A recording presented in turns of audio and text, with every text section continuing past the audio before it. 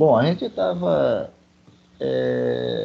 entendendo, né, que as condições astronômicas elas têm uma interação com a nossa vida, o nosso dia a dia, a Terra, né, o processo aqui na biosfera, certo? E para mim é uma opinião pessoal e eu acho como super verdadeira, né?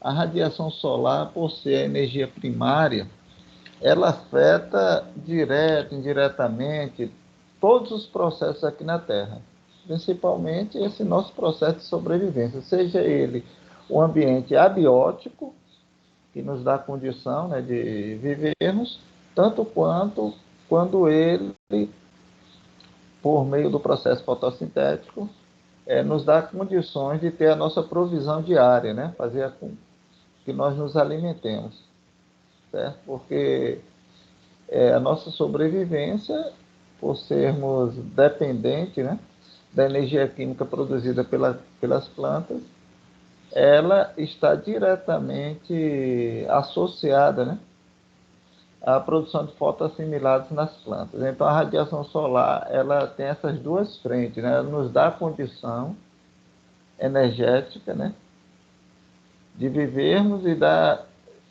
seja por meio abiótico, seja por nos alimentarmos com energia química, ok? Então, deixa eu ver aqui. Agora,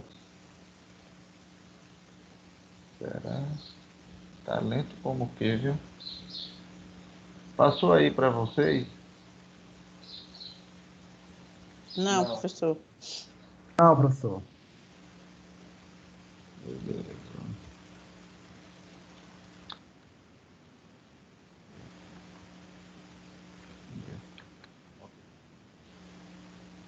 Passou agora. Pois bem, aqui são os efeitos da radiação sobre as plantas. Eu quero destacar esse daqui, até 0,72.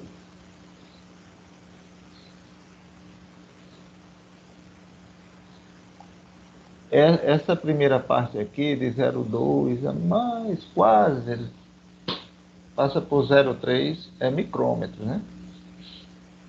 Eles dizem respeito ao violeta, à radiação violeta e ultravioleta. Quando eu mostrei na outra aula o espectro de radiação, 0,4 até 0,7, assim, fazendo um resumo, é a radiação do visível. Essa parte aqui é ultravioleta, e essa outra parte aqui acima da radiação do visível, ela começa o infravermelho, né? Ok? Mas o que faz, vamos dizer, a atuação direta no processo fotossintético é de 0,4 a 0,7, certo? Então, aqui alguns detalhes de 0,4 a 0,5 micrômetros, ele pode ser absorvido pela clorofila e a xantofila, né? De 0,5, 51 a 61, tem as cores verde, né? Exerce pouca influência. Por que exerce pouca influência? Quando você olha para uma vegetação, qual é a cor dela? Naturalmente, verde, né? Na realidade, é a que foi refletida, ou seja, esse espectro, desculpa o termo coloquial, bateu, né? Ele chegou na planta, parte foi absorvida e parte foi refletida. E quando você vê a cor verde, pelos nossos conhecimentos da física óptica, né? Quando vê a cor verde é porque o verde ele foi refletido. Aí aqui é nesse extratozinho aqui, de 0,51 a 0,61, ok? Tem pouca influência. Por que tem pouca influência? Porque a radiação ela não foi absorvida, foi o quê? Refletida.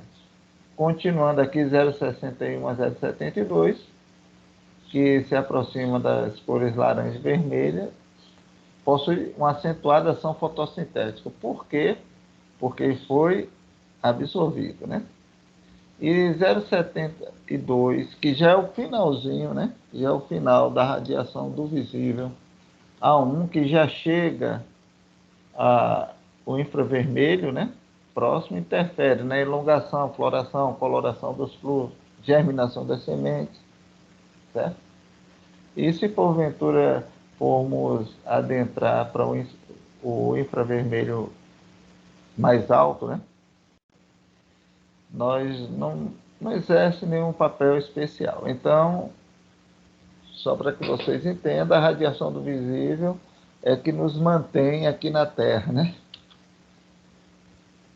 Bom, o entendimento é que existe, que nós chamamos de Q0, QO, né? É uma radiação lá no topo da atmosfera. E se chega no topo da atmosfera, ela vem, por assim dizer, ela vem na sua totalidade, na sua inteireza. Porém, quando ela atravessa a atmosfera, que a gente viu na outra aula, ela sofre variações, mas ela lá no topo da atmosfera, que tem, para a maioria da literatura, tem essa nomenclatura, que é zero, né? Ela chega, ela chega na sua totalidade, né? E dependendo da latitude, aí passamos a entender aqui esse esse gráfico, né? Dependendo da latitude, ela pode variar ou não a sua energia, ok? No Equador, esse aqui do asterisco, ele varia pouco.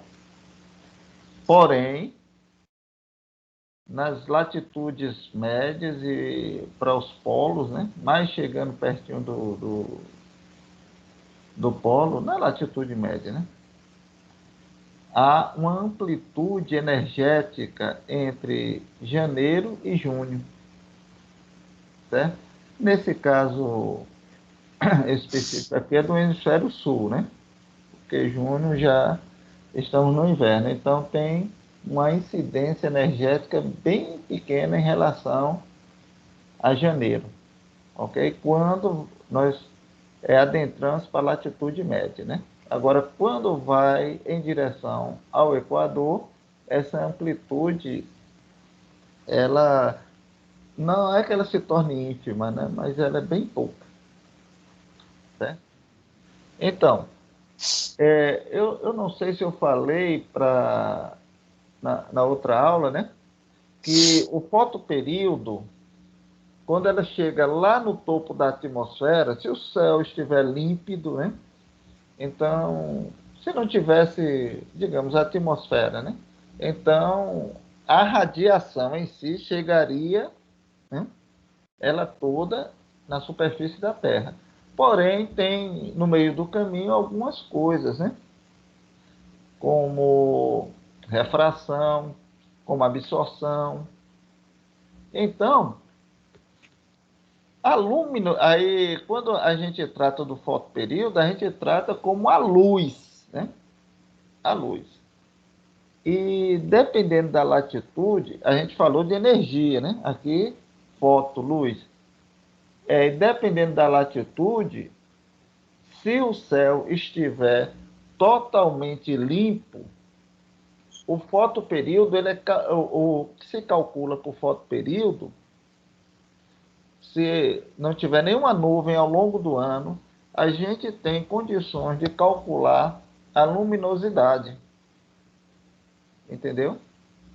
Por relações astronômicas, né? Terra e Sol.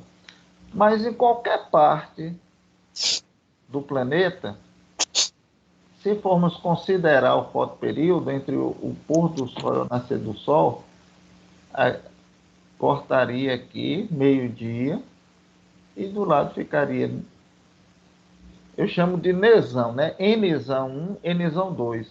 Ou seja, o fotoperíodo durante o dia nós chamamos de N maiúsculo, Nzão, né? Aí se a gente for cortar, N2 para um lado, Nzão 2 para o lado, Nzão 2 para o outro lado. certo? Então,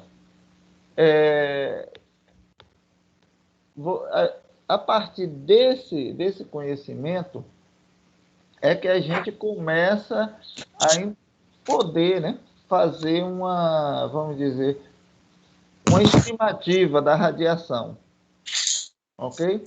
Por quê? Quando essa radiação chega na superfície da Terra, nós chamamos de radiação global, que tem essa terminologia, né? Um Q maiúsculo com um G, ou G, né? Quando ela está no topo da atmosfera, tem essa terminologia. Quando o céu está límpido, tem essa terminologia, que é o nesão. Quando chega na superfície da Terra, tem essa terminologia, nesinho, né?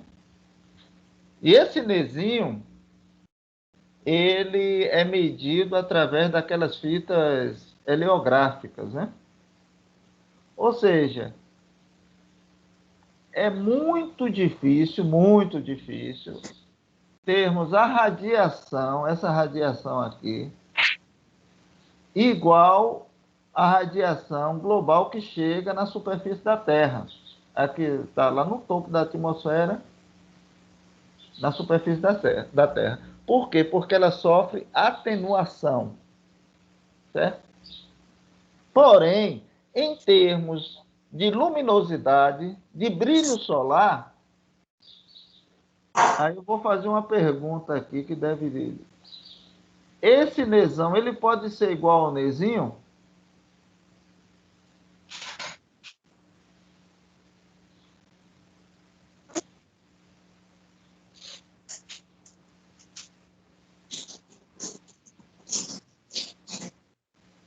Alguém pode me responder?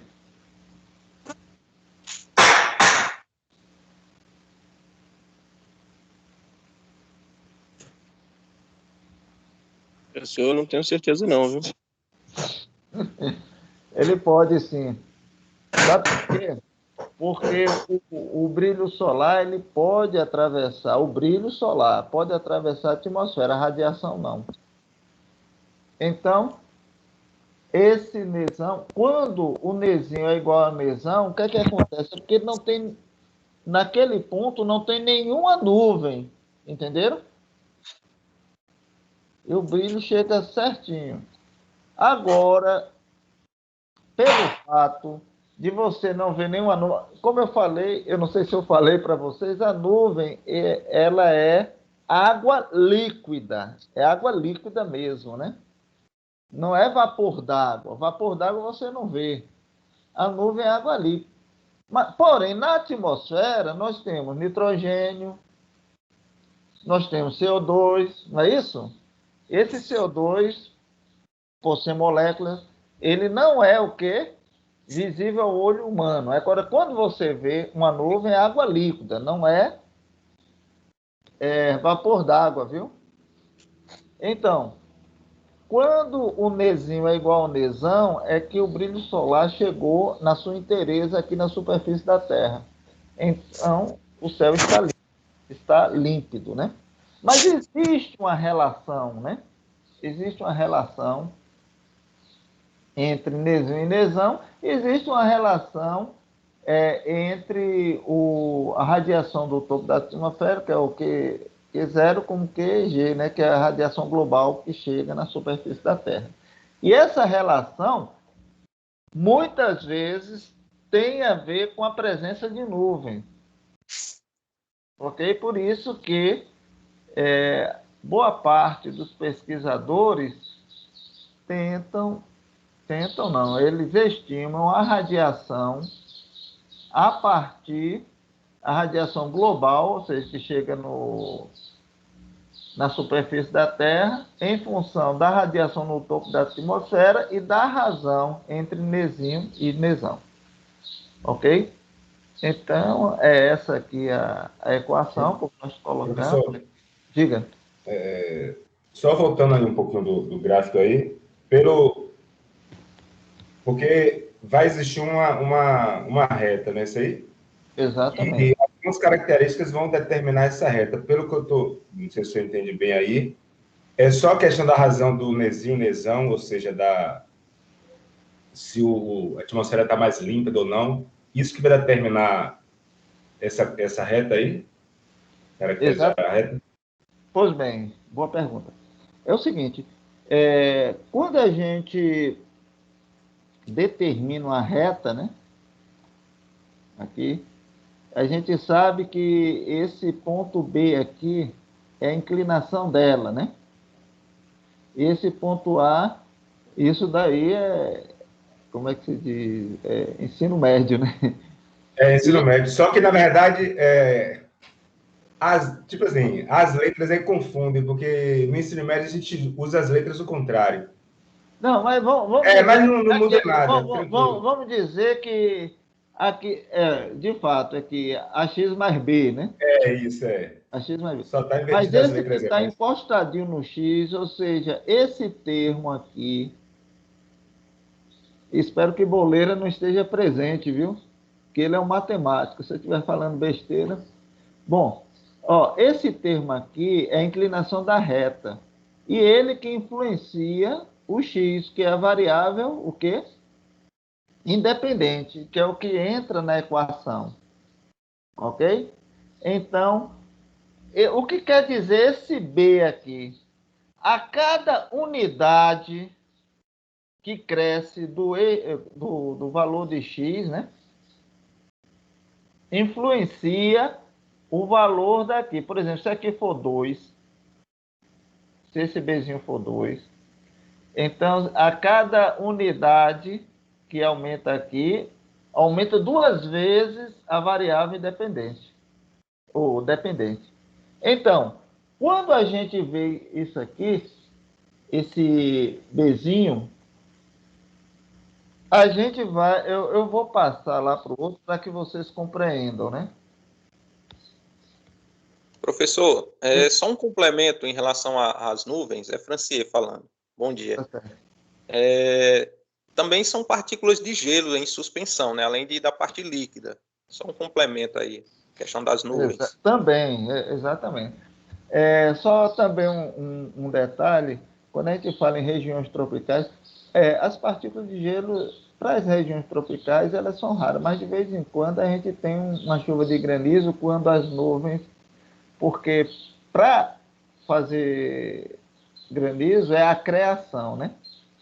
Aquela quanto junta, né? Aí eles não conseguem dissolver em água líquida.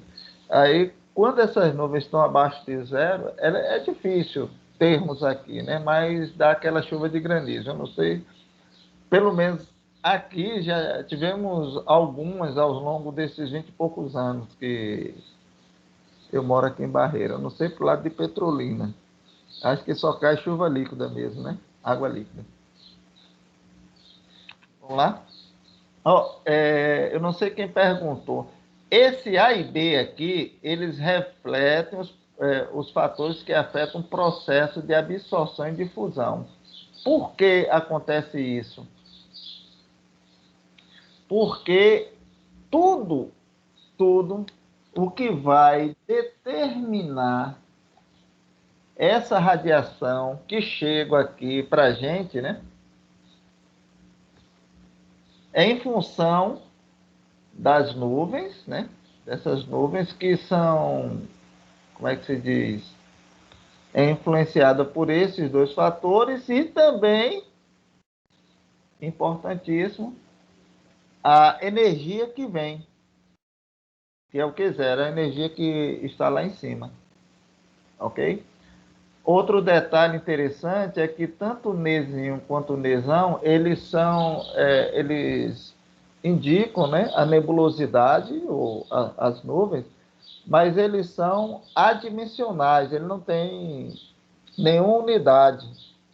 Aí, se eles são adimensionais, quando você termina de calcular isso aqui, ó, então esse valor da unidade é igual a esse valor da unidade. Então, a radiação que chega lá no topo da atmosfera, se você tratar como watt metro quadrado, chega watt metro quadrado, ou megajoule metro quadrado, chega a megajoule por metro quadrado. Você não precisa fazer nenhuma diferenciação de unidade, tá bom? Então, aqui é só para que a gente calcule. Eu não vou pedir para vocês calcularem, não, mas para vocês entenderem, né? Lá no... Quando vocês não têm um coeficiente A e B, eu estou falando resumidamente, né? Porque tem vários cálculos para identificar esse coeficiente A e B para estimar a radiação que chega, né? Mas quando vocês não têm o coeficiente, teve um cientista, o Armstrong, que por cálculos, né, determinou que seria o coeficiente A 0,29 vezes o cosseno de φ, que é a latitude, e o coeficiente B 0,52. Certo? Aí vamos calcular rapidamente, no local que esteja numa latitude a menos 20 graus, a minha região é menos 12, eu não sei, lá em Petrolina, né? Aí você pode pegar, que a gente vai fazer um cálculo do balanço de radiação, vocês vão entender. Você pode determinar, através da latitude menos 20, por tabela, tudo é tabelado, a radiação do topo da atmosfera em torno de 35,54, sendo o nesão, que também é calculado 12, que também é tabelado, né? E o nesinho 8,5. Esse nesinho é marcado por fitas heliográficas, né? Que é queimada. Aí aqui só é pegar o A, a gente calcula 0,29 vezes o cosseno de φ, né? Da latitude, dá 0,273, e o B 0,52. Isso é colocar na equação. Essa equação é aquela mesma, eu vou voltar aqui, essa mesma aqui, viu? Bem simples, só é trocar os termos, né? Aí multiplica o 35,54 pelo resultado desses números em parênteses, 0,64. Em termos visuais aqui, quantitativa, a gente diz, olha, da radiação que chegou lá no topo da atmosfera, vindo lá do Sol, antes de entrar na atmosfera, sabe quanto ficou lá na atmosfera? Alguém pode me dizer?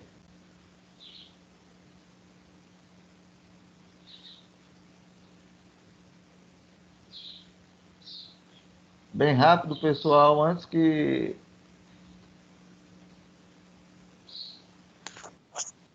Professor, repete a pergunta, por favor. Da radiação que chegou lá no topo da atmosfera, não é esse aqui, 0, né? Chegou lá no topo da atmosfera, né? Não atravessou. Para a radiação que chegou aqui, por esse cálculo, quanto ficou por lá? Quantos por cento?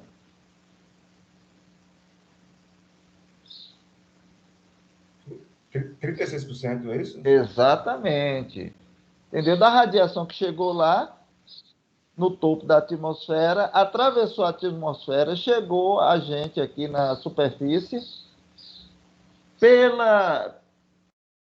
pelo cálculo aqui, claro, né? O nesinho, nesão, né?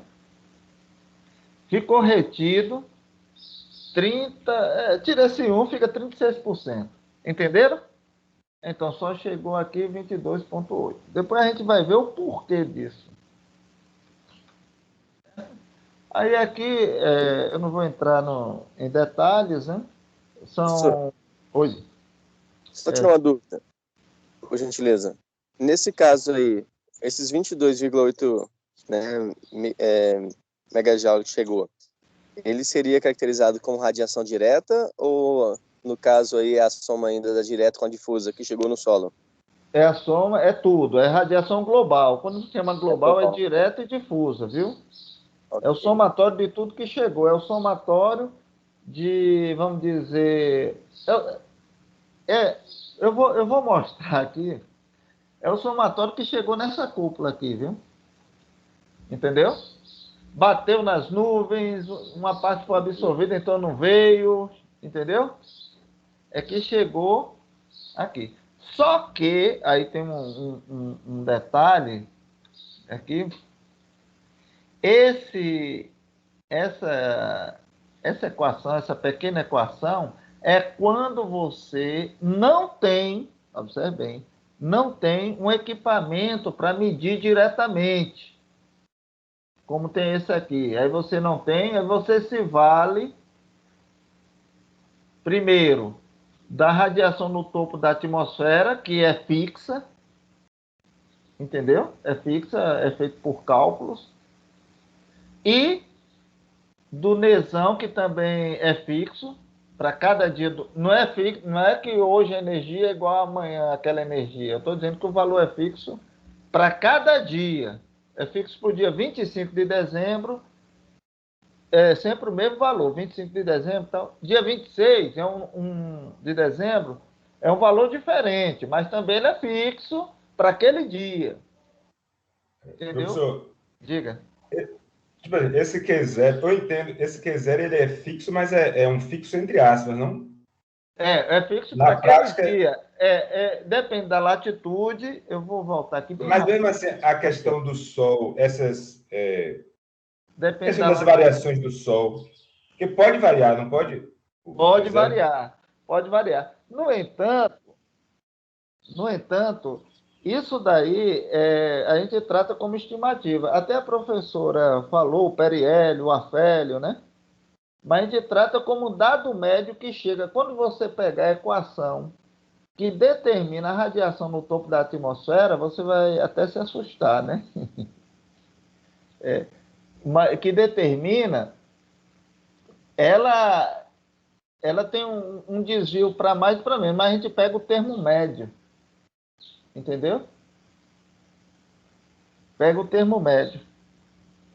Isso daqui que eu mostrei anteriormente é para estimar, mas se porventura você tiver um equipamento, por exemplo, um actinógrafo como esse, não precisa, mas quem vai comprar um actinógrafo? Eu não sei se os colegas veem, mas a professora Gertrudes citou um exemplo que, eu não sei se foi um trabalho de pesquisa, não sei se foi de doutorado alguma coisa, que o pesquisador achou, tipo assim, um valor assim absurdo, e aí foi questionado, tipo assim, como se esse valor estivesse errado, né? Aí parece que o orientador, tipo assim, bancou, tipo, essa possível erro, e depois foi investigar e detectou-se que naquele dia existiu uma grande incidência solar mesmo, ou seja, foi um acontecimento assim bem pontual, Não, que... pode dizer. mas, velho, quando a gente trata de equipamentos, mas foi medido aí, claro, né? No caso, Foi medida isso. Aí, no momento que ele apresentou o resultado, foi questionado que um valor absurdo, entendeu? Ele mediu, só que foi um valor, tipo assim, absurdo, mas depois, quando se foi mas real. investigar, realmente, exatamente, depois de investigar, tipo assim, não foi um erro de medida. Foi naquele momento, realmente, teve uma incidência fora do comum, vamos dizer assim. Pois é. Porque esse aqui, ele é mecânico, mas tem outros, né? Que esse aqui, ó, piranômetro de termopar, que ele é muito utilizado para calibrar, né? Os principais equipamentos. Tem esse aqui, é de sílico, né? É fotossilício. Se você utilizar assim, a partir do 7º ano, começa a ter problemas, né? Aí você tem que trocar. Aí você sabe, um desse aqui é super caro, né? Que é o que é feito normalmente para calibrar. A cúpula é de quartzo, né? Aí esse daqui começa a ter problema. Se você colocar o outro aqui do lado e fizer uma equação de regressão, aí você vai, vamos dizer, você pode calibrar, né? Mas isso aqui é tão... eu estou falando do ponto de vista de pesquisa, isso aqui é tão barato que você compra outro, viu? Aí tá vendo aqui que tem que colocar tudo bonitinho, né? Já planificado e tal. Aqui tem outros, mas esse daqui é mais para medir a radiação. Se lembra que eu falei da radiação do visível? Então, os pesquisadores chamam de radiação fotossinteticamente ativa. Por que fotossinteticamente ativa? Porque é na radiação do visível que acontece a fotossíntese. E tem equipamentos que medem só a radiação do visível, ou seja, só a radiação fotossinteticamente ativa. E para quem estava, como é que se diz, falando aí, né, sobre a medida de radiação direta, tem um equipamento chamado pireliômetro, que mede só a direta, viu? Só a radiação direta. Agora, esse daqui, viu? Agora, esse aqui não, ele mede a radiação solar global. E aqui o nosso heliógrafo, né? Porque eu falei, né, para vocês, o heliógrafo é a medida mais simples. Está nas estações, né, das convencionais, mas é a medida mais simples. Aqui são as fitas heliográficas, para o verão, que os dias são mais longos, certo? Aqui, outono e inverno, que fica perto, né, dos equinócios, que os dias são quase iguais, é a fita reta, e o inverno, que os dias são mais curtos, né? Aqui é o que nós queremos, né? O balanço de radiação.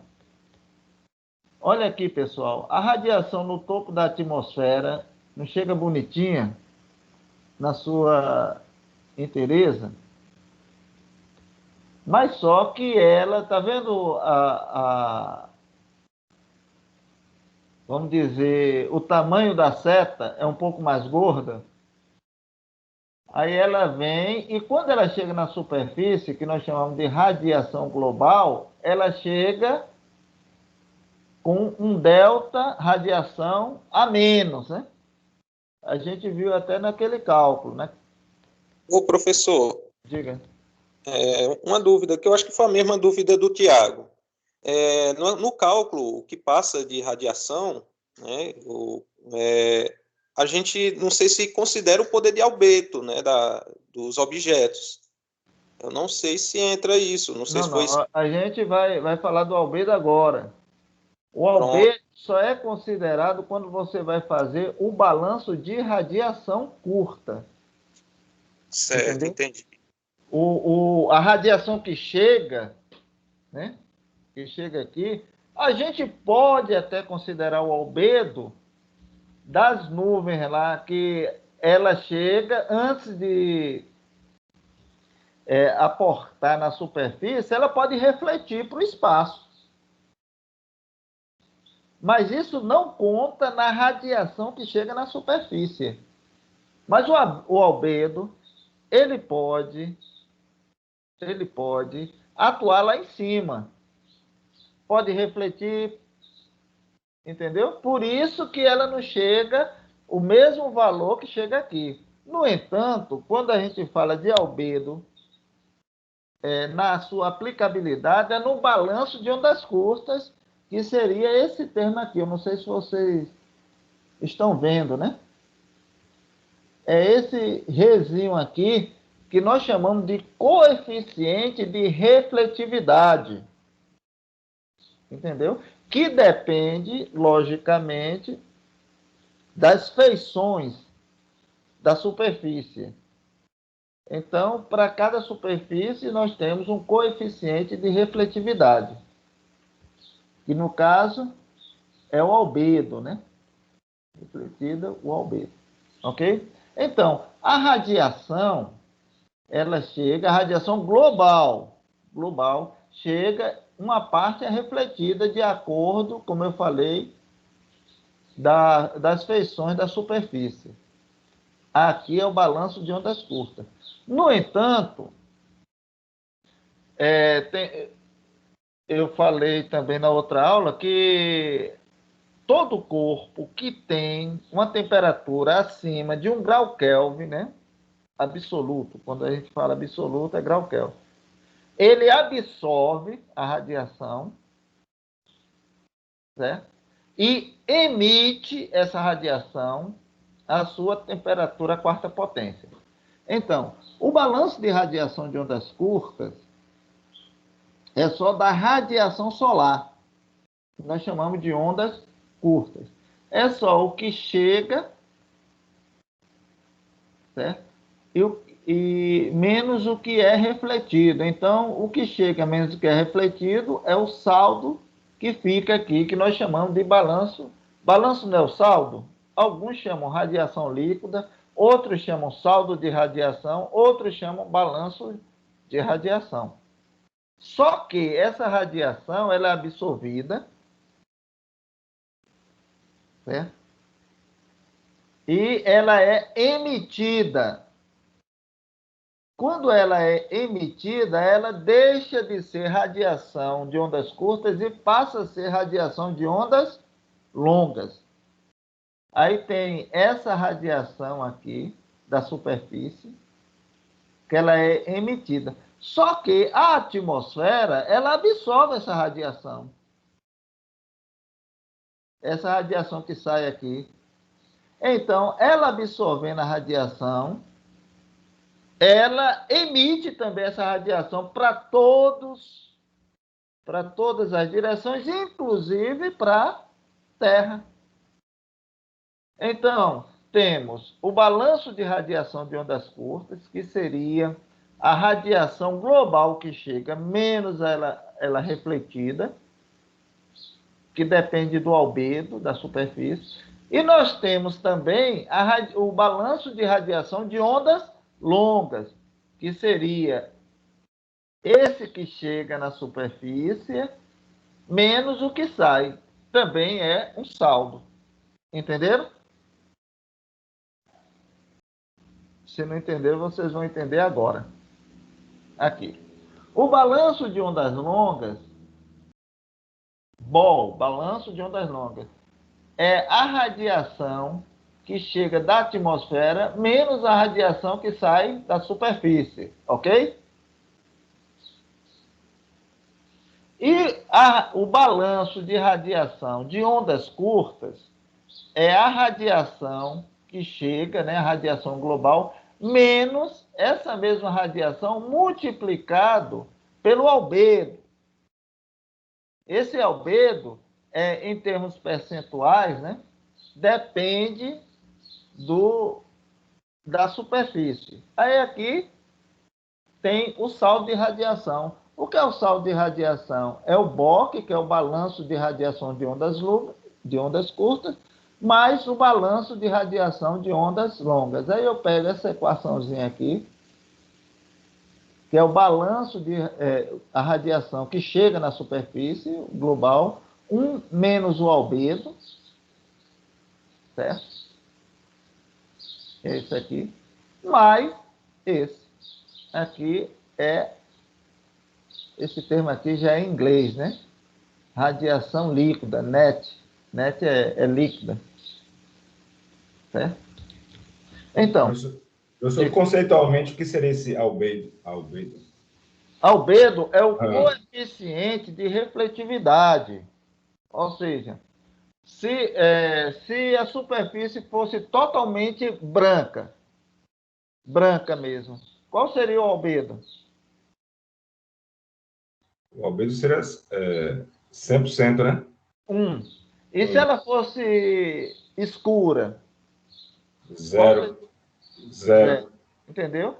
E as demais, vamos dizer, as demais feições da superfície fica entre 0 e 1. Entenderam? Entre 0 e 1. Entendi. Aí, se porventura chegar uma radiação numa superfície branca, esse resinho aqui, ele seria totalmente o quê? Refletido, não é isso? Vocês estão vendo aqui? Se chegasse numa superfície branca, num ponto branquíssimo, esse resinho seria igual a 1. Aí 1 menos 1 é 0. Entendeu? 0 vezes qualquer número multiplicado por 0 é igual a 0. Então o balanço vai ser 0 de ondas curtas, ele vai ser, não fica nada. Tudo é refletido. Entendeu? Alguém entendeu? Quem não entendeu, fale. Entendi. Ok. Então aqui embaixo tem, ó, o Rê é denominado de albedo ou coeficiente de reflexão da superfície. O valor do albedo varia com as características ópticas da superfície, certo? A água, aí vocês podem pensar, a água é branca, não é branca não. Olha o albedo dele, 5%. As florestas variam de 10% a 15% e por aí vai. Tá certo? Aí aqui tem uma foto ilustrativa, uma imagem ilustrativa sobre o albedo. A gente também tem equipamentos que medem a radiação diretamente, né? Que seria o saldo radiômetros, que chamamos, né?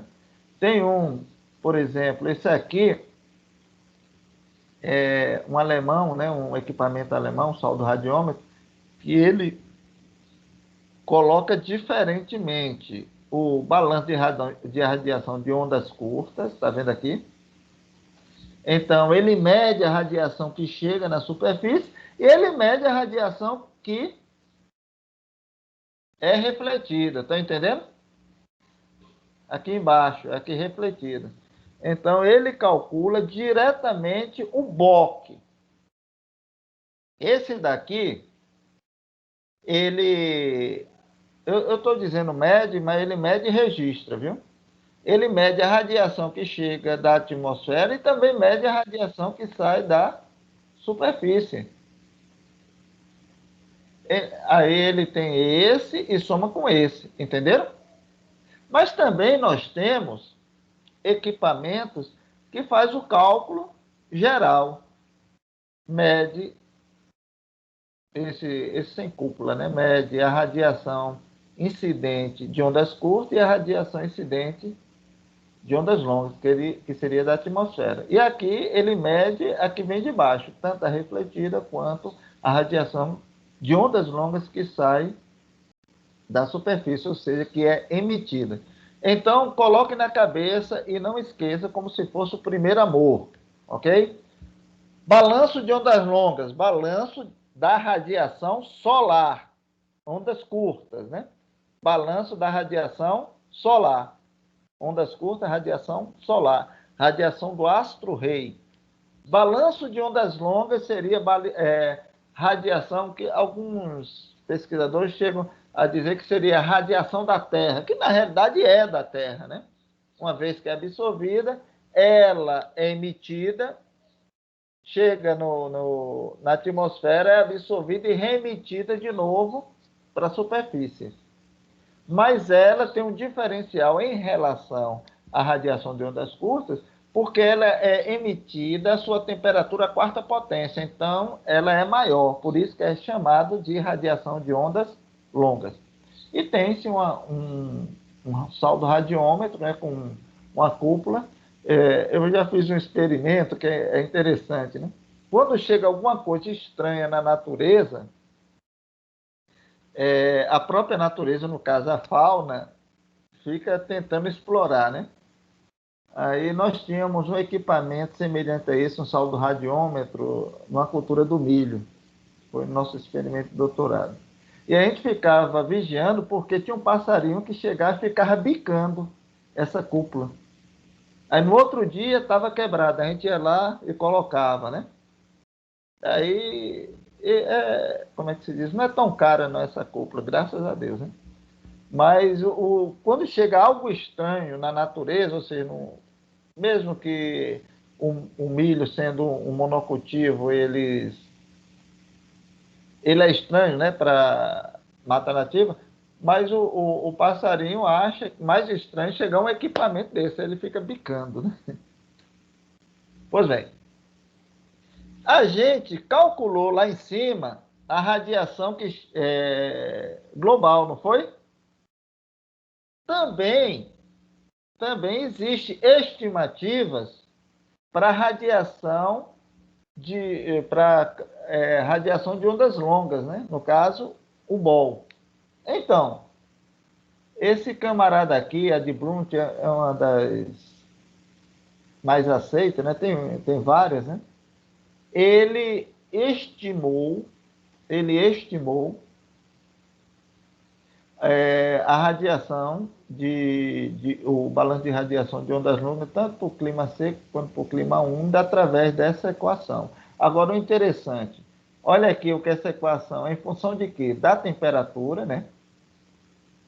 E também da lei do nosso Stephen Boltzmann, que ela emite a sua temperatura quarta potência, esse EA que nós chamamos de pressão atual de vapor, ou pressão parcial de vapor, e também das nuvens. Por que das nuvens? Quando a radiação é emitida, as nuvens absorvem, né, também. E das nuvens aqui é porque a gente vê. E da pressão do parcial é porque a gente não vê. O vapor d'água a gente não vê. Aí eu estou colocando aqui uma equação, essa que nós chamamos EA, né? Que é a pressão parcial de vapor, ou pressão atual de vapor, que leva em conta, não preciso decorar, não, esse 611 elevado a 10, que eleva 7,5T, 270, que nós chamamos de equação de Tentes. Quando eu dou aula de agrometeorologia, eu disse, olha, o Tentes salvou vocês, porque ele já deu essa equação que calcula a pressão de vapor úmida, né?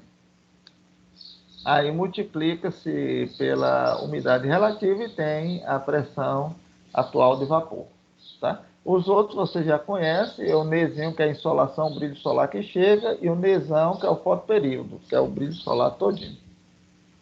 Ok? Então, vamos lá. O BOC vocês já conhecem. O BOC é o quê? É a radiação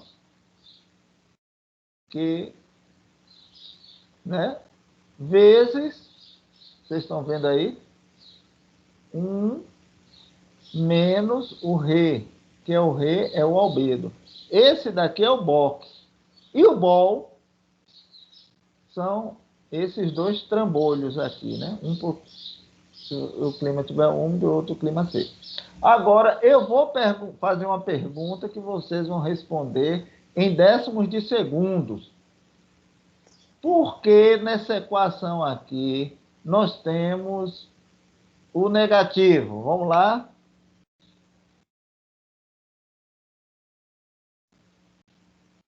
Eu sei que estão demorando porque ainda estão ligando os microfones. Mas A influência da umidade, né, professor? Influência da umidade. é isso? Ok. Tem outro? Quem dá mais?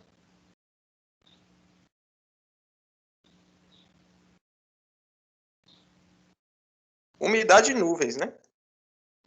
Ok. Então vamos lá.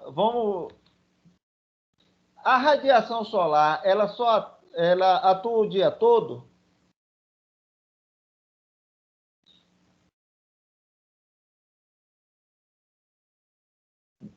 De certa forma, sim, mas para uma localidade não, né? Não, mas vamos pegar aqui, aí pertinho, Ceará. Ela atua o dia todo? Não. Exatamente. Essa é a resposta. Agora, isso para o balanço de radiação de ondas curtas. Por isso que nós falamos de radiação solar. Vamos para o balanço de radiação de ondas longas. Ela atua o dia todo? Sim. Sim. Então, você recebe energia durante o dia, aí a Terra vai aquecendo, né? Vai aquecendo durante o dia. E durante o dia ela vai fazendo o seu balanço, não vai?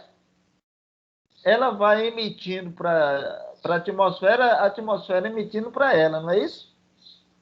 Uhum. Durante o dia luminoso.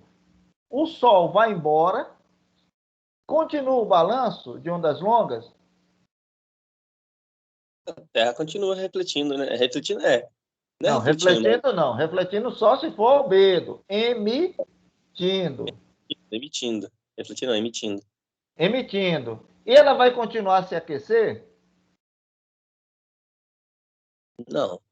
Claro que não, que o Sol não está mais atuando, né? Pelo menos a energia advinda do Sol não está. Então, se for no equinócio, no dia de equinócio, teríamos 12 horas de luz e 12 horas sem luz. Então, já existia um balanço, né, durante o dia. E à noite continuaria, mas o balanço é o quê? Negativo. Por isso, por conceituação, o Brunt jogou logo o negativo aí. Entenderam? Porque o balanço de radiação de ondas longas acontece de dia e de noite. E à noite, eu vou chamar, não é um termo técnico não, mas há um desbalanço, né? Por que há um desbalanço? Porque não está chegando mais energia, ela só está o quê? Emitindo e não está mais absorvendo. Salvo em alguns pontos, aí eu pego a resposta de um dos seus colegas aí, que eu não soube identificar, se tiver presença de nuvens. Se tiver presença de nuvens, a nuvem absorve e remite.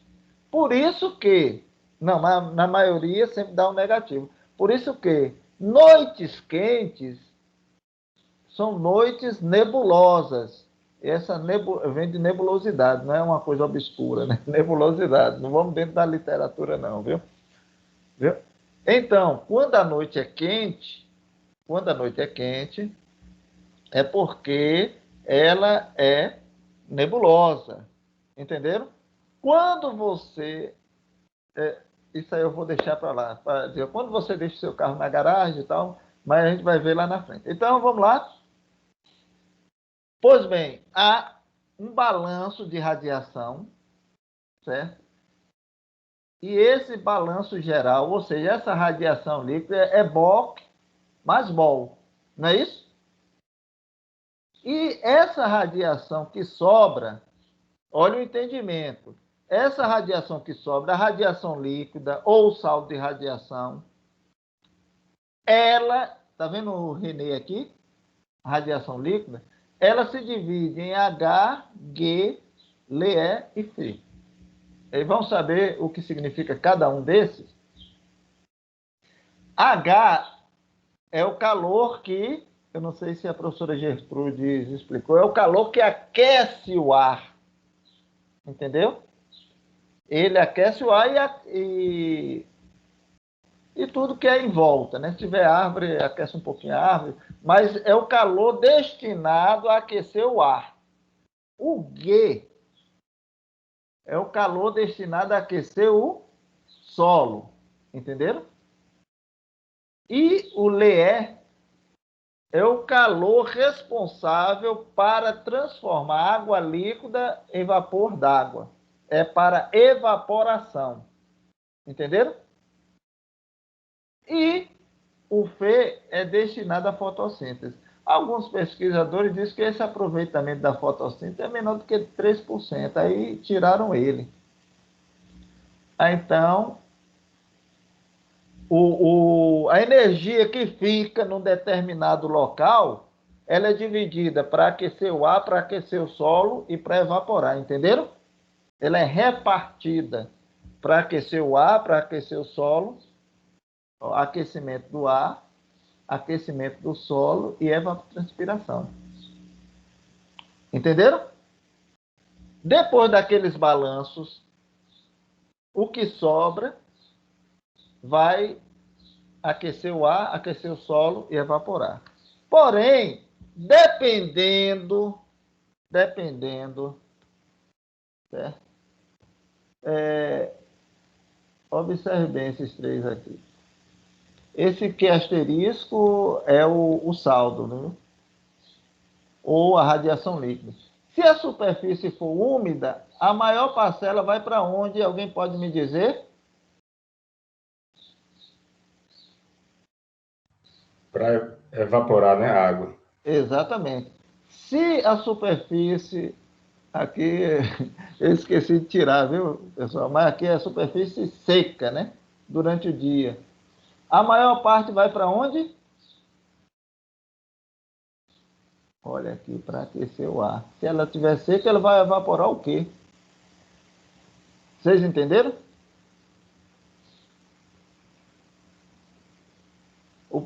E o solo sempre vai estar nessa parcelazinha aqui, né?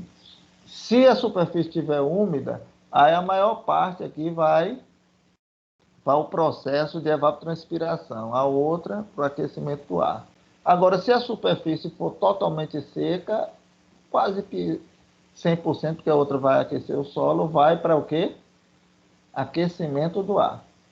Aí, aqui é uma coisa que eu sempre falo, né? Sobre balanço de radiação na prática. Observe bem, o que sobe desce, viu? Tem gente que coloca o carro numa garagem desprotegida, no outro dia de manhã tem o quê no carro? Alguém sabe? O orvalho, né? As gotículas, não é isso? Né?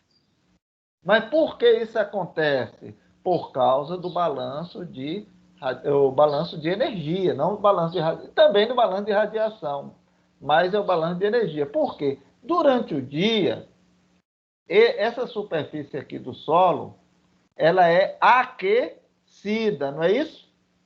É ou não é? Então, e o que sobra aqui do balanço de radiação vai para evaporar, vai para aquecer o ar e vai para aquecer essa superfície. À noite, inverte. Entendeu? O balanço é menor, o balanço total é menor, mas inverte. O que estava aqui, é por isso que eu digo, tudo que sobe desce, né? O solo, ele passa a se resfriar. Entenderam? Porque ele não está sendo mais aquecido, não é isso? E o que acontece? Ele passa a resfriar. E o que está aqui em cima desce. E desce não somente como é que se diz? O aquecimento do ar, mas também a água. E para atingir a superfície. Entenderam? Porém, se você estiver numa garagem, acontece o balanço ali dentro, certo? E lá equilibra. Por que equilibra? Aí eu não falei que noites nebulosas são noites mais quentes? Não falei? Vocês não podem ter esquecido que eu falei, né? Se vocês disserem que eu não falei, eu vou dizer que vocês são o quê? Fake news, né? Pois bem. Então, se a noite está nebulosa, ou seja, com alta nebulosidade, a radiação de ondas longas vai lá, pega, sai da superfície, eu chamo bate, mas não é bate não, ela é absorvida pela nuvem, né? E é reemitida. Se você tiver uma garagem, a radiação vai no teto, aquece e manda de volta, né? Então ali equilibra. Entenderam? Equilibra. Aí não tem o que nós chamamos de orvalho. Alguém tem alguma dúvida?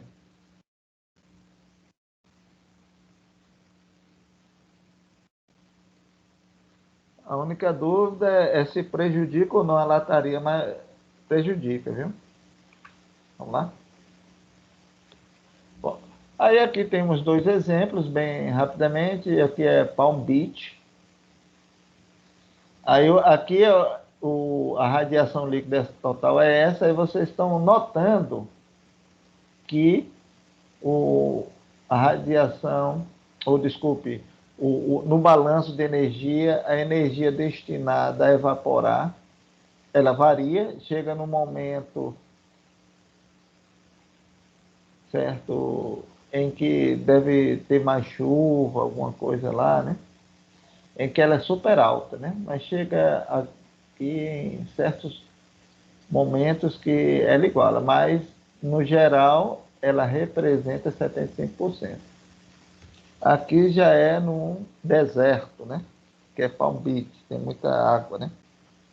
No deserto, lá no Arizona, vocês estão notando que a evapotranspiração é mínima, ou seja, a energia disponibilizada para evapotranspirar é mínima, mas para aquecer o ar, ela chega quase a bater no total da radiação de ondas, na radiação líquida em em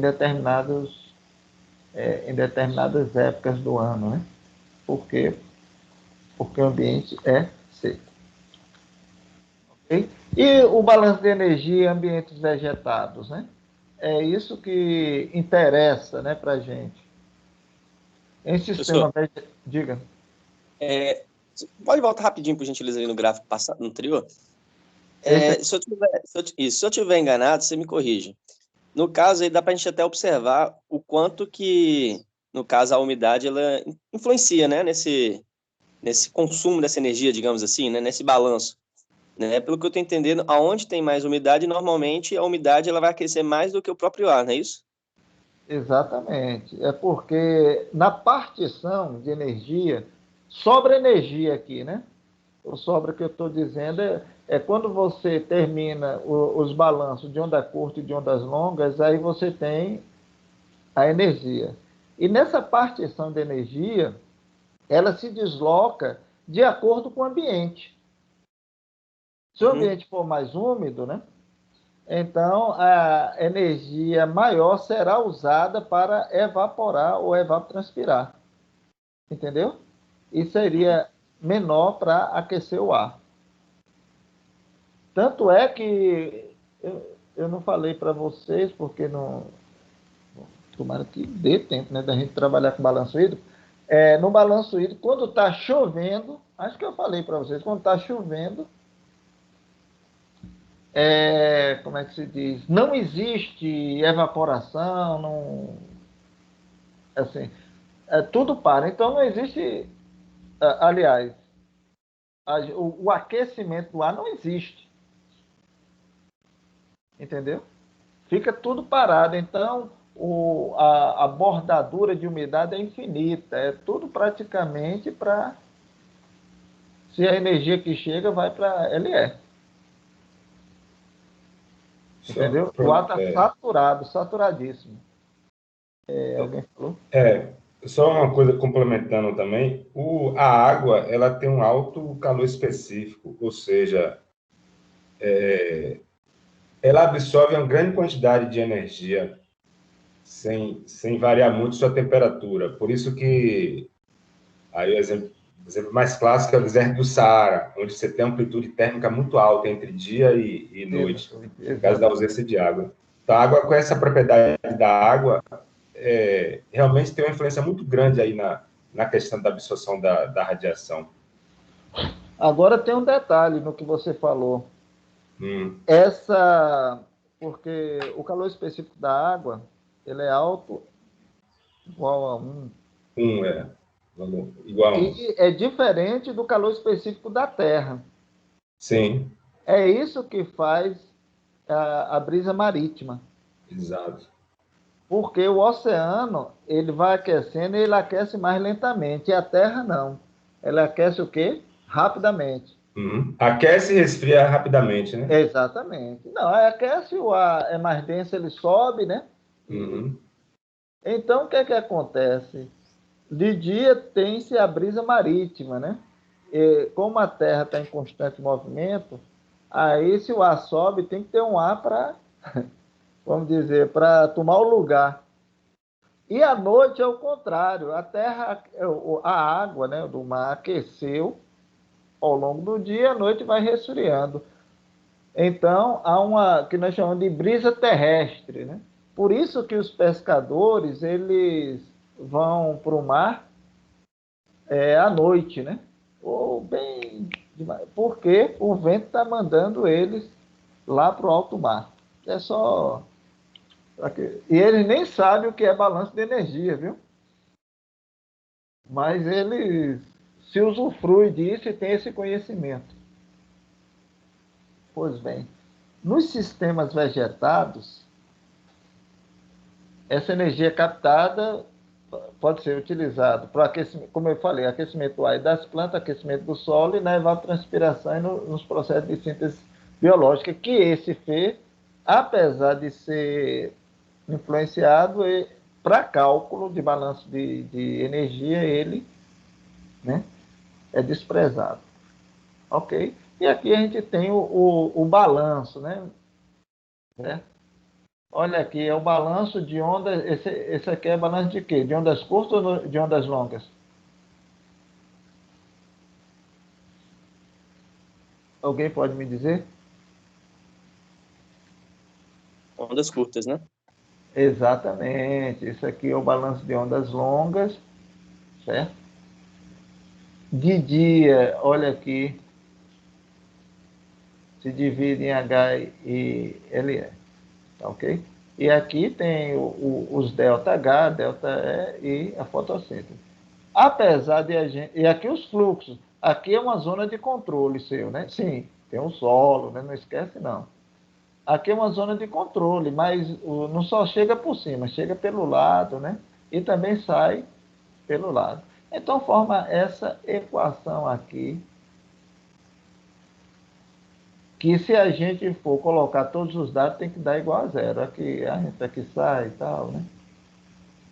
Mas, normalmente, quando se vai trabalhar com balanço de energia para saber a quantidade de energia, só trabalha-se com essa zona aqui, viu? Mas para saber se o balanço fecha, tem que dar igual a zero, certo? Por exemplo, você tem uma conta corrente, né? Aí você tem R$ 100, não é isso? Aí você tira 50, sobra 50. Mas para saber se a conta fecha, você tem que saber o que entra e o que sai, né? Aí um menos o outro tem que dar zero. Para ter conhecimento, né? Então vamos aqui rapidamente para um exercício, para vocês entenderem. Aqui nós temos em Ribeirão Preto, cuja latitude é 21,18, no dia 15/1, num gramado, foi marcado numa estação lá, né? Por ser gramado, então já tem um albedo, né? 0,25. Uma temperatura média de 28, uma umidade relativa de 45%, relativamente seco. O Nezinho 9,3, ou seja, aquela fita heliográfica marcou 9,3, o Nezão 13,2. A gente vai saber onde se pega isso e onde se pega isso, né? Ok? E os coeficientes de ângulos. Então, o coeficiente é 0,29, né? Multiplicado por o cosseno de 21, deu 27. E o coeficiente B já é aqui. Então, tem todos esses dados, né? O coeficiente de reflexão, aqui esse Rosenberg é um dos, já faleceu, né? Um dos melhores agrometeorologistas, né? Não meteorologista, agrometeorologista que eu já vi na minha vida, né? É lá de cima, da Universidade de Nebraska. Aí ele divulgou, né? Isso foi adaptado por Rubens Leite Vianelli, Adil Reni Alves.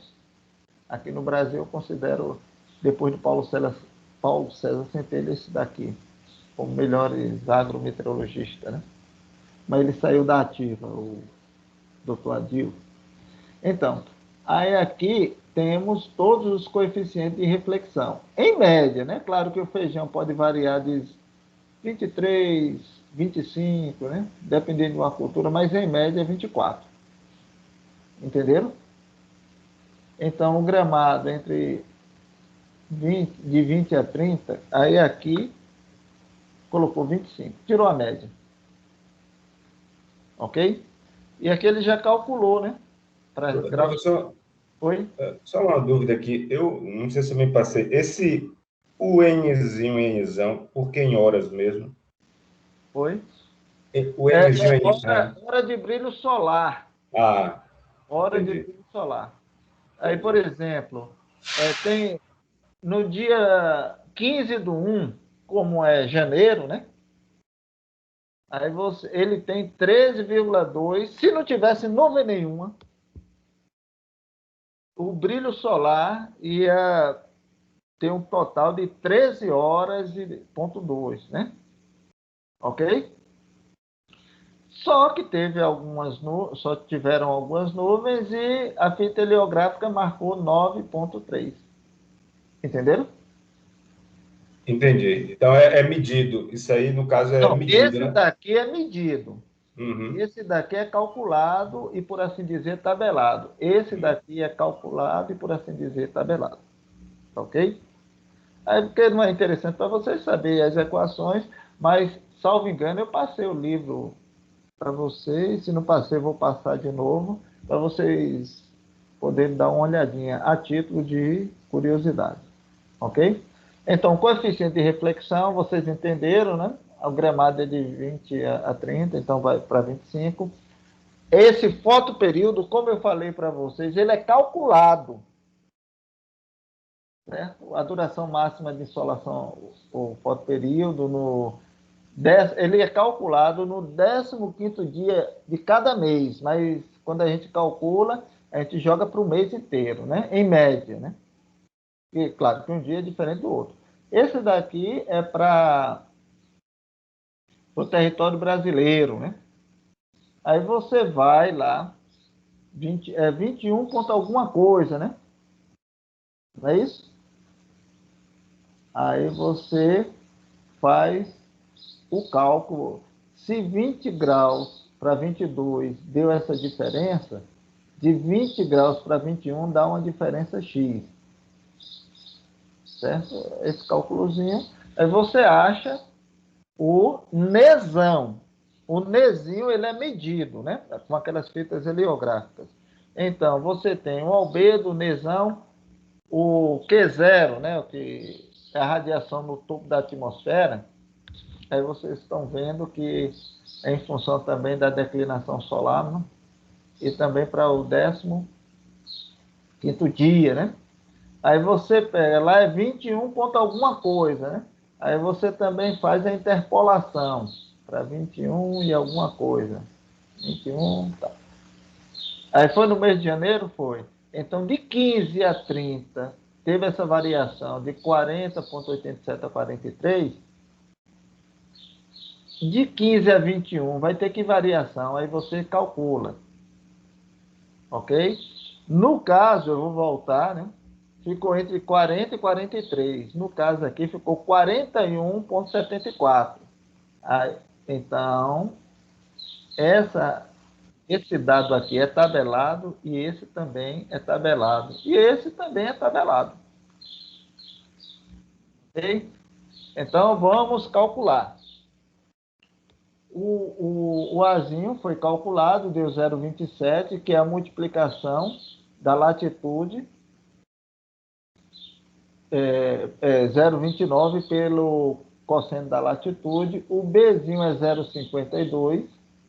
O Nzinho é 9,3 e o Nzão é 13,2.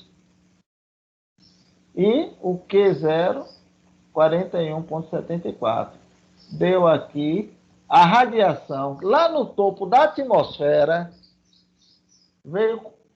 foi 41, entrou com 41,74 e chegou na superfície com 26,56. A grosso modo, quase a metade, né? Não seria metade não, mas assim, por ordem, né? Chegou 40 lá em cima e aqui embaixo 20, mas foi 26, né? Passou até de 25. Então, essa foi a radiação que chegou aqui. Foi a radiação que chegou aqui, não é o balanço, não. O balanço é o quê? O Bock. É a radiação que chegou aqui, 1 menos o Rê. Então, 1 menos 25, ou seja, ele tem 25% de poder de refletir, né? Então, sobra 75, multiplica por 26. Aí sim, nós temos o balanço de radiação de ondas curtas, ou balanço de ondas curtas, a energia que ficou, ela chegou, uma parte foi refletida, que ficou foi aproximadamente 20. Bom, esse é o BOC. Guarda aí na memória RAM. Para a gente calcular o BOL, a gente vai precisar de quê? Se lembra da pressão atual de vapor. Essa aqui é a equação de Tentes. Aí só é a gente mudar aqui só a temperatura, calcula 3,8 kPa. A equação de Tentes é para calcular a pressão, né? Não é a pressão atual do vapor, é a pressão de saturação do vapor.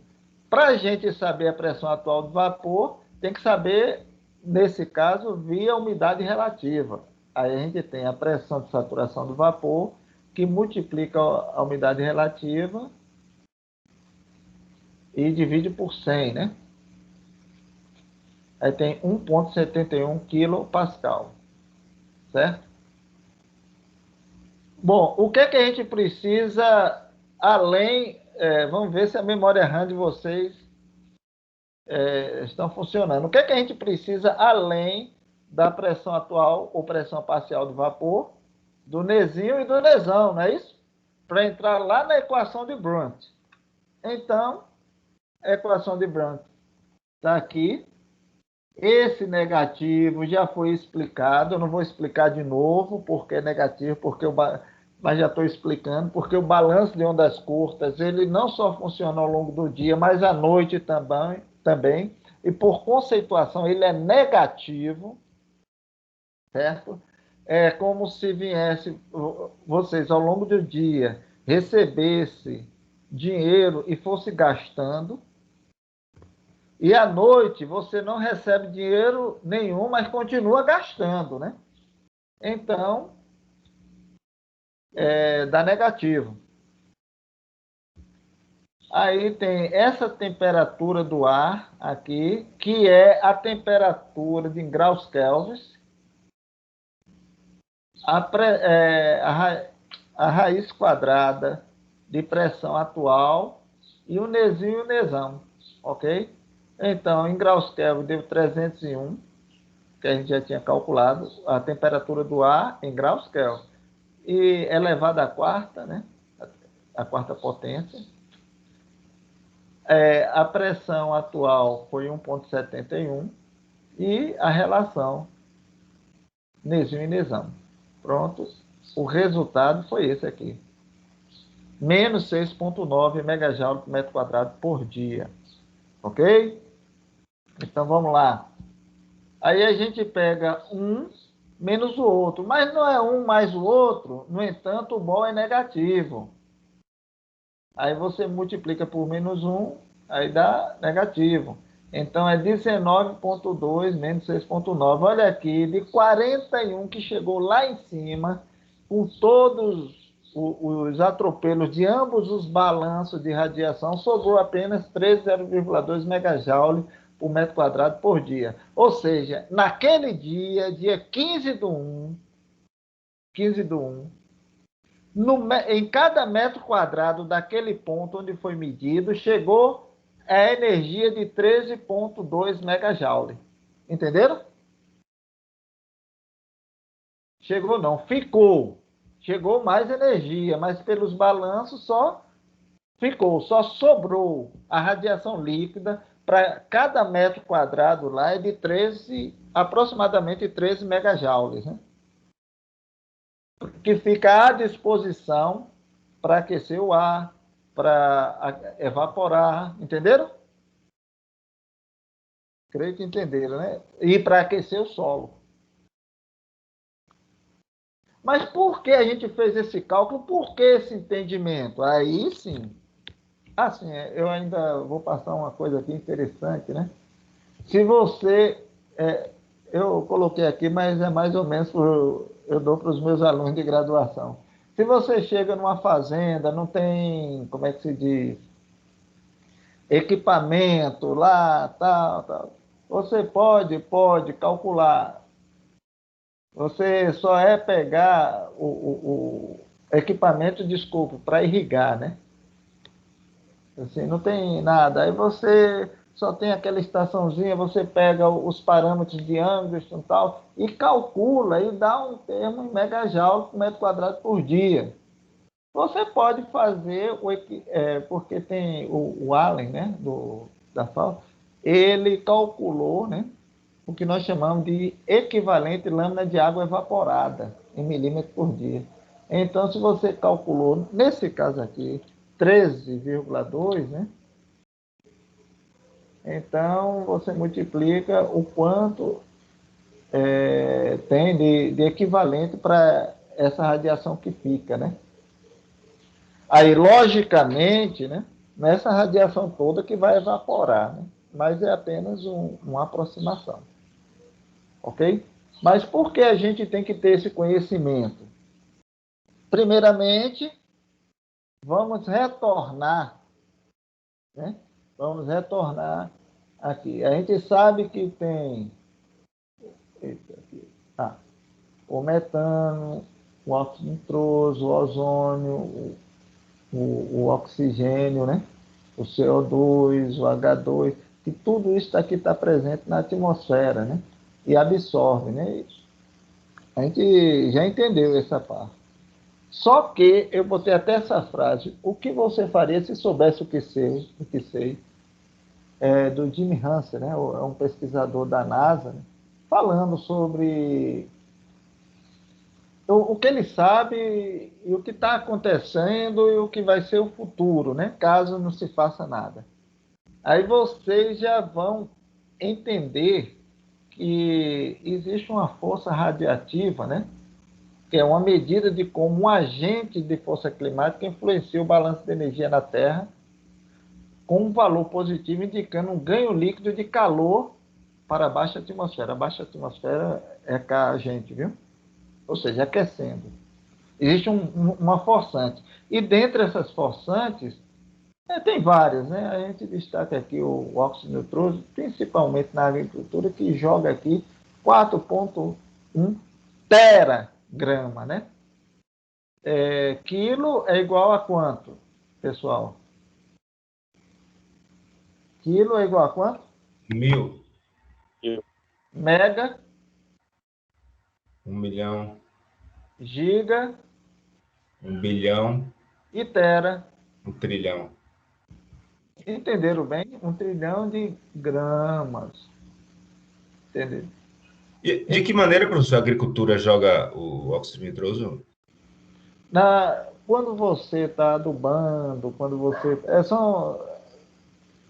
Na produção até de fertilizante, o total, né? Isso em óxido nitroso. O CO2 aí é que você bota, né?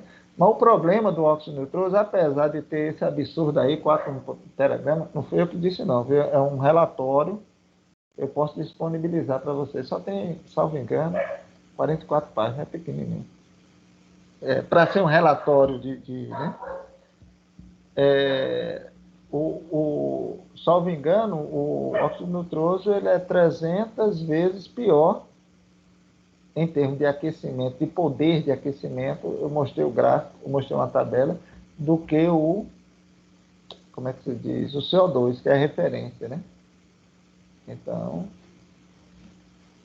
a coisa pega. Mas, isso daí vocês já estão por dentro, né? Aqui é do relatório 4, viu? O IPCC do relatório 4. Eles trabalhavam com cenários, né? A2, A1, B1 e tal, que era baseado em histórico socioeconômico. Olha, se a população crescer, não é isso? Se continuar fazendo hábitos emitindo CO2, não é isso? Ou vocês aprenderam de forma... Então, o relatório 4, ele baseado diretamente nos históricos socioeconômicos. Aí criava-se o cenário, o pior cenário era o A2, né? Só que veio um relatório 5, certo? Em 2013, e nesse relatório, né, logicamente, como de mudanças climáticas, ele veio trazendo um novo conceito que chamam RCPs, né? Vamos dizer, caminhos representativos de concentração, né? Que consistem em projeções das concentrações desses gases ativos, aerosóis, na cobertura do solo para o século XXI, ao longo, até 2100. Certo? Então, diferentemente daquele cenário, eles chegaram com esses RCPs. O que seriam RCPs, né? Então, vamos colocar aqui. RCPs são essas forçantes radioativas que elas são atingidas até o 2100.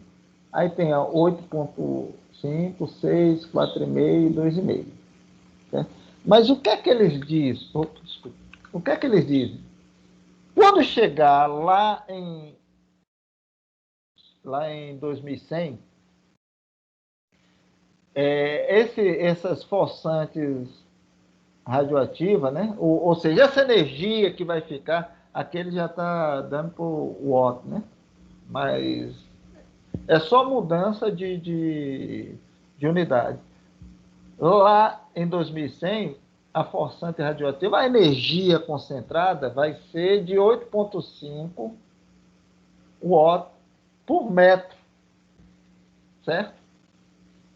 E tem um outro cenário que vai ser 6, tem um outro cenário que vai ser 4,5, e tem um outro cenário que vai ser, que é o mais, vamos dizer, o mais otimista, né? Que inclusive tem um pico aqui em 2040, que é de 3, e ele volta para 2100. Ou 2000, desculpe, em 2100, 2,6 watt metro quadrado. Então, primeiro, e com a quantidade, eu não sei dizer, de CO2 equivalente, né? Não sei falar. Agora, vocês estão vendo que o poder de aquecimento está equivalente aos gases, e hoje os cenários, eles trabalham com os RCPs. Aqui já no eixo do X, né? Ou do Y, sim, tem um outro documento em que ele dá esses forçantes, certo? Que dá esses esforçantes até 2.500. Né? 2.500. Ele pega de 2100, que tem de 8,5, né? De 6, de 4,5. Aqui, na realidade, é 3, mas é 2,5 aqui, viu? Em 2100. O pico é que é de 3. Eu vou voltar aqui até para vocês verem aqui, viu? O pico é de 3, mas no final de 2100 vai ser 2,6. Aí, aqui ele decresce, tem um ajuste que eles chamam de SP4, né? Esse aqui se mantém, e o pior cenário ainda continua 8,5. Aí, se vocês quiserem, a gente deixa aqui o cálculo do como foi feito o RCP. Interessante, né, que nesse mesmo site eles disponibilizam os dados. Eu não sei se Boleiro já entrou aí, ele trabalha muito com CO2. Aí para cada um, inclusive, pode baixar em Excel. Aí se vocês quiserem, mas não é tema, né? Aí eu baixei alguns, né? Eles pegam, não dá para ver aí, desde a era industrial, tudo isso é estimativa, né? 1785, até 2500, viu? As variações. É interessante. Ok? E temos também essas projeções climáticas, e esse daqui eu quero que vocês leiam, né? Certo? Regionalizado para o estado do Tocantins,